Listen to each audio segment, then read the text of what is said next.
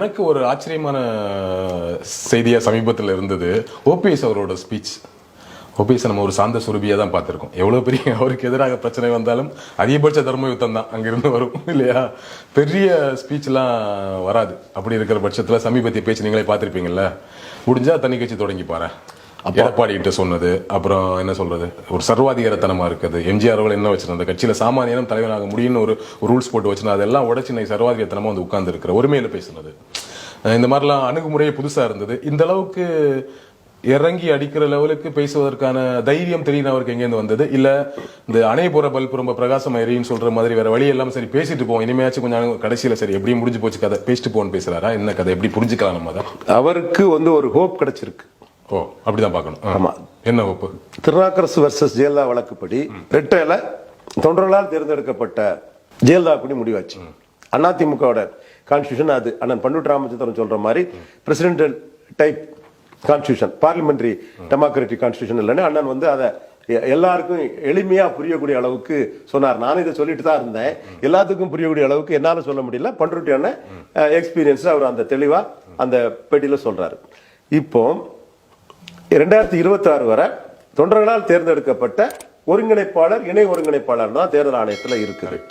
So இந்த புள்ளியில எடப்பாடி பழனிசாமி இணை ஒருங்கிணைப்பாளர் ரிசைன் பண்ணிட்டார்.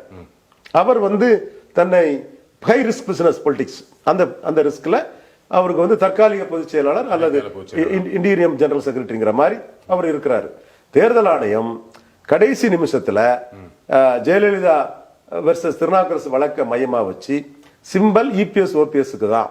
அதுல ஓபிஎஸ் பதவியை ரிசைன் பண்ணதுனால, மன்னிக்கவும், இபிஎஸ் பதவியை ரிசைன் பண்ணதுனால, எடப்பாடி பழனிசாமி பதவியை ரிசைன் பண்ணனால ஓ பன்னீர்செல்வத்துக்கு ரெட்டலையே முழுமையா நாங்க கொடுக்கிறோம்னு கொடுத்துருவாங்கிற ஒரு ஹோப்பு ஒரு சிலர் வந்து அவருக்கு கொடுத்திருக்காங்க. உண்மையிலே கொடுத்திருக்காங்க.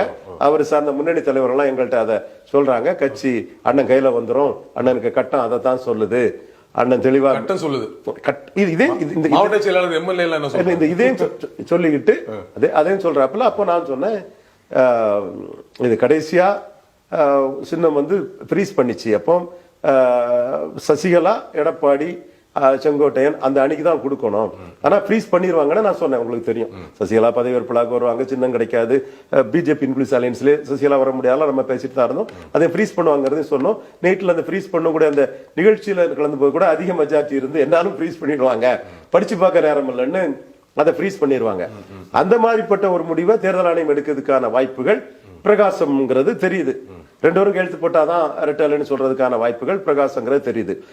எடப்பாடி தரப்பும் சாதிக்கலி வழக்குப்படி எங்கள்கிட்ட அதிக எம்எல்ஏ இருக்கு, அதிக கட்சி நிர்வாகிகள் இருக்கு, எங்கள்கிட்ட தான் வரும், வந்துதான் தீரணுங்கிற நம்பிக்கையிலும் அவங்களும் இருக்காங்க. அவங்களும் லாபி பண்ணுவாங்க, பண்ண மாட்டாங்கன்னு நம்ம சொல்ல வரல. ஆனா இங்க வந்து குஜராத்துக்கு எடப்பாடி வராததும், எடப்பாடி கண்டிப்பா மோடிய டிச் பண்ணிடுவாங்கிற இதுல பாஜக டெல்லி தலைமை இருக்கிறதும், எடப்பாடி கூட இருக்கவங்க எல்லாம் ஆன்டி பிஜேபி ஓட்டர்ஸ் இன்னொரு பாஜக எதிர்ப்பு கட்சி, திமுக பாஜக எதிர்ப்பு கட்சி, கம்யூனிஸ்ட் கொள்கை அடிப்படையில் பாஜக எதிர்ப்பு கட்சி, திருமாவளவன் 20 வருஷத்துக்கு மேல பாஜக எதிர்ப்பு கட்சி, அண்ணன் வைகோ ஈழ பிரச்சனையில பாஜக எதிர்ப்பு கட்சி, தென் இந்த எல்லாருமே காங்கிரஸ் பாஜக நேரடி எதிரி. இவங்க எல்லாருமே ஒரு அணியா பாஜக எதிர்ப்புல இருக்காங்க. நாம் தமிழர் சீமான் பாஜக எதிர்ப்பு கட்சி.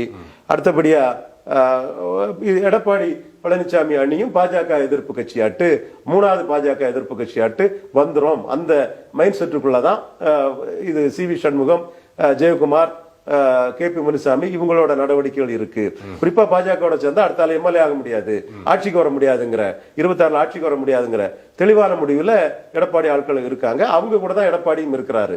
அந்த சூழ்நிலையில பாஜகவும் இந்த உண்மையெல்லாம் புரிஞ்சுக்கிட்டு பன்னீர்செல்வத்தை ஸ்ட்ரெங்தன் பண்ணதுக்கு, பன்னீர்செல்வத்துக்கு அவர் இணை ஒருங்கிணைப்பாளர் ரிசைன் பண்ணிட்டாரு, ஒருங்கிணைப்பாளருக்கு தான் ரெட்டையில கொடுப்பாங்கிற ஒரு ஹோப்பு அந்த சைடு இருக்குது.